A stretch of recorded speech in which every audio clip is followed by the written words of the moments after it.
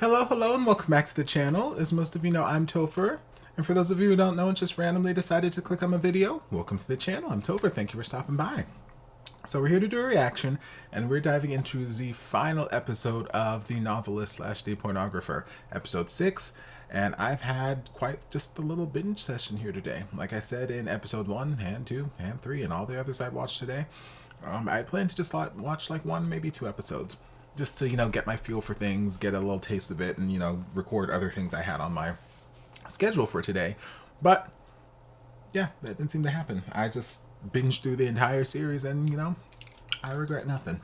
So we're going to dive in and just see where this series ends.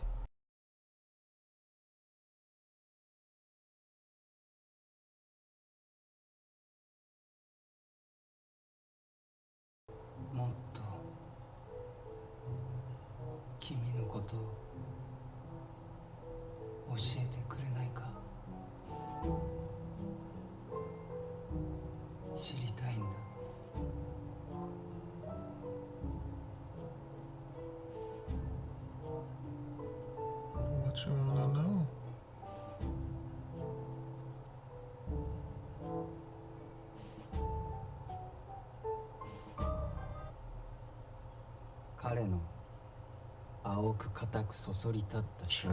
Okay. 私の乾いた粘膜を熱く溶かしていく。私は思った。あの日を一生忘れない。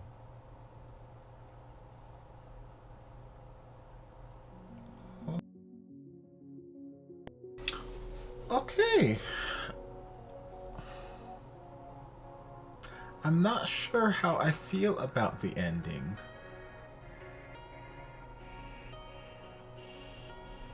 I don't know. I feel like it's one of those series that I'll have to like rewatch and just see things a second time, fresh set of eyes, and make a decision. So yeah, I'm not sure how I feel about the ending, but I'm glad that it didn't take the turn that they were kind of making it seem like it was going to take with the whole email thing and him being unreachable and like, I want to say thank you and goodbye, blah blah blah blah.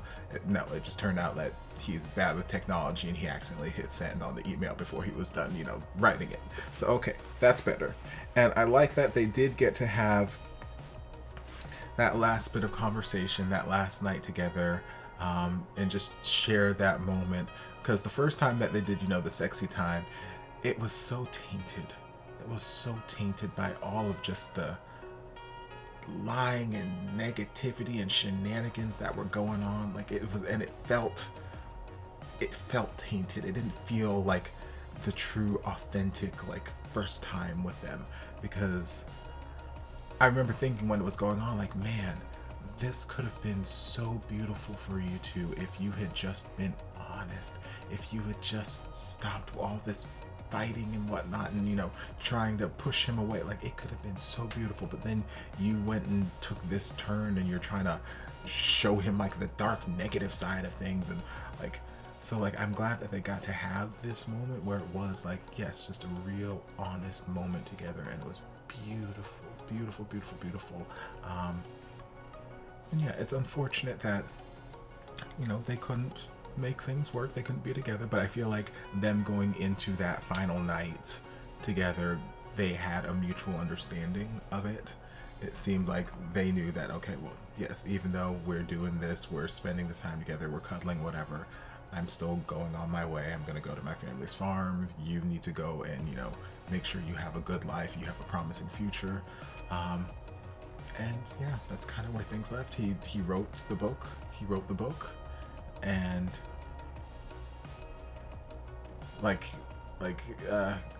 he said it was written from the first person, which is completely different from all his other novels. So it was more of a first-hand account from him.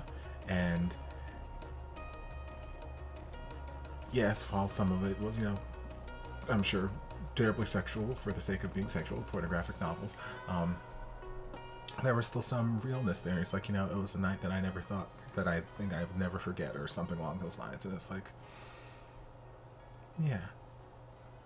it's not every romance that we have, or every relationship, or whatever we want to call it that we have, is meant to be a lifelong thing. Not every relationship is supposed to be a big to do. Sometimes it's just for a moment. They say people come into your life for a season, a reason, or a lifetime.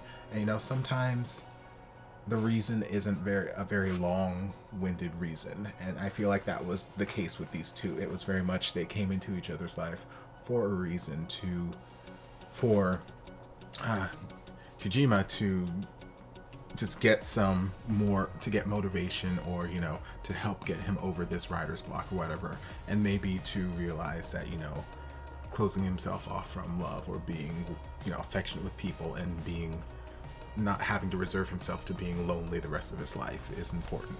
And for Kojima, or that's not his name, the other one, I'm losing track of names now, to realize, to try and get some focus into his life, because like he said at the beginning, he's a master of all trades, or jack of all trades, but master of none.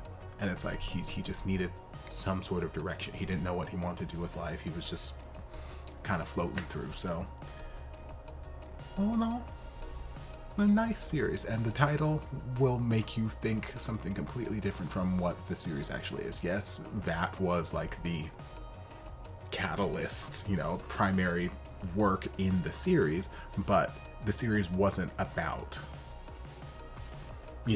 lewd porn and all this kind of stuff. It wasn't about that. It was about two people just trying to find themselves in life, and it was very nicely done. So thank you for the suggestion, Thong Thing. Hope you guys enjoyed this reaction and this binge session I had today. If you did, don't forget to like, comment, subscribe, share, turn on notifications so you'll be notified when all of my shenanigans get posted. If there's anything else you'd like me to react to, be sure to leave it down in the comments and I'll get to it as soon as I possibly can.